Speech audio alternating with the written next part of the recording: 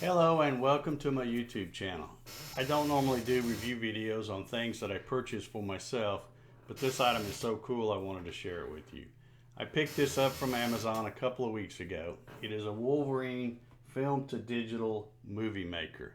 It is a small machine that allows you to take your old 8mm film and Super 8 film home movies that your parents or maybe your grandparents might have made using an old camera and turn them into a digital MP4 file. The Wolverine Movie Maker works basically like an old movie projector. You place the reel of film over here on the left hand side and simply follow the little diagram here. Shows you how to loop it around these things here and then put it on the take up reel, and it's real easy to use. You have a setting down here where if you're using 8mm film, you have this lever move to the left. If you're using Super 8 film, you move it to the right. And as you're feeding this through, you just have to make sure you put the film up under these little white tabs, and then there's a little thing that catches the holes. I guess it's the sprocket that catches the sprocket holes in the film that will make it feed through here. Taking a look at the back, it has a little USB connection, and it also comes with the cable where you can connect that to your computer and pull the files off of this SD card. It has a SD card which does not come with it.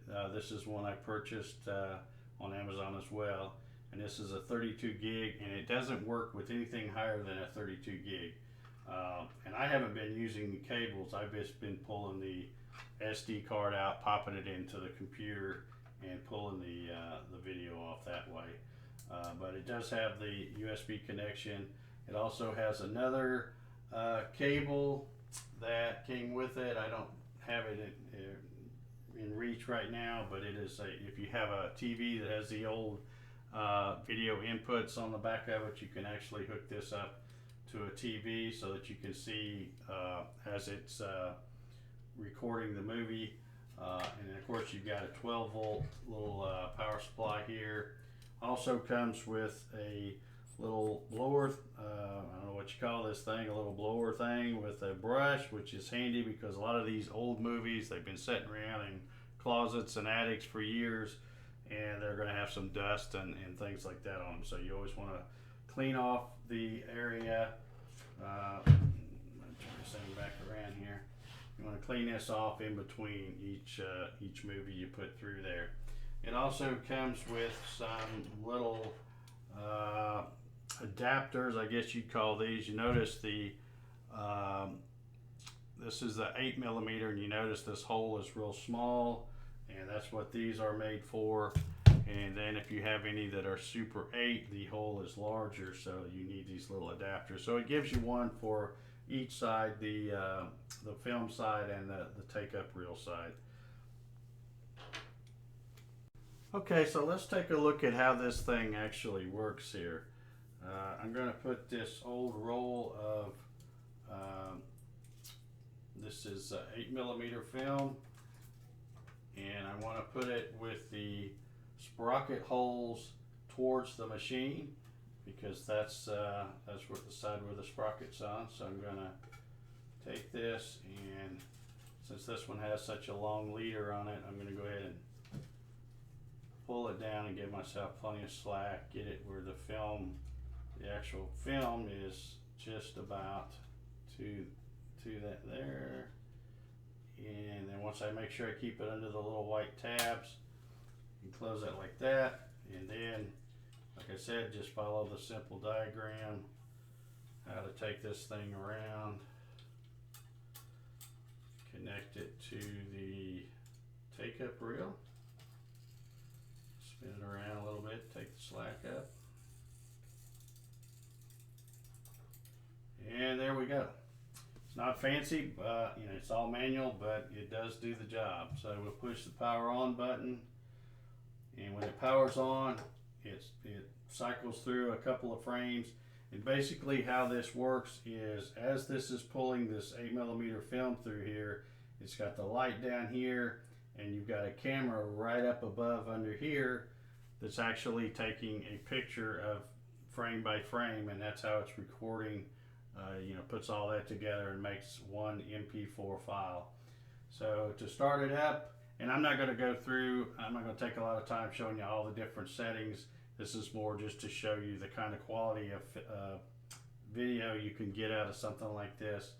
I'm going to go ahead and start this up.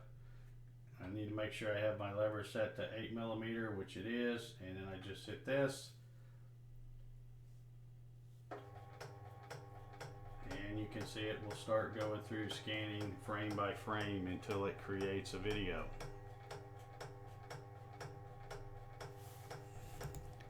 Okay, let's take a look at some of the footage I got off of that old roll of film. Let me first say that my mother was very meticulous in writing the dates on the box that the film came in, and she has notes on this box that this film was shot in the fall of 1953 and early spring of 1954.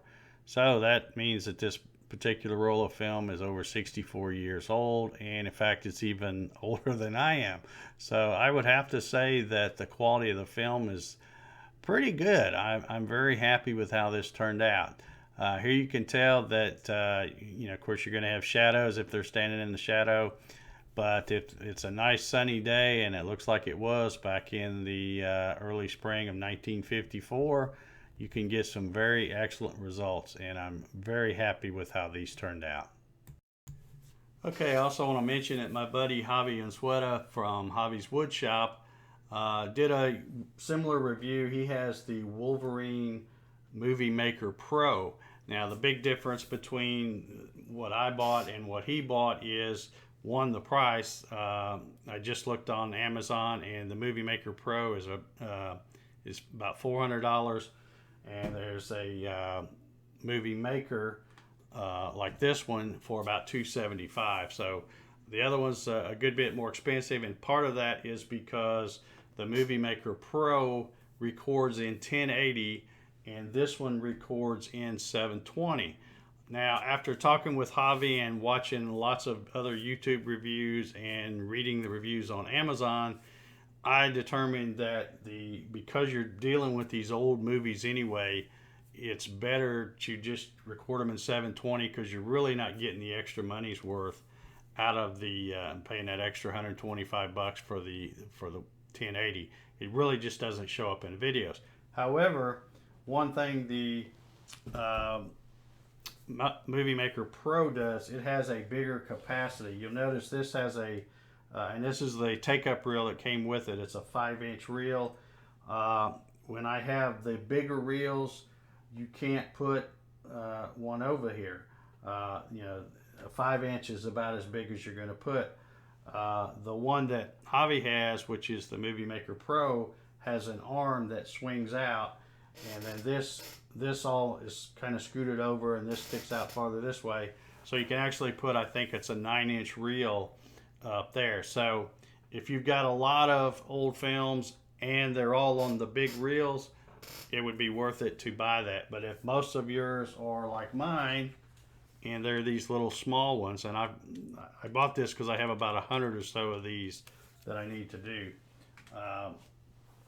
You know, the 720 is fine. Like I said, you can tell from the quality. You know, I don't think you would even be able to tell the difference between the 1080 and the 720. I do have one large reel though that, like I said, it's not going to fit on here. But what I'm going to do is, since I only have this one, I'm just going to make a little stand and extend this out. And I've seen other guys do this.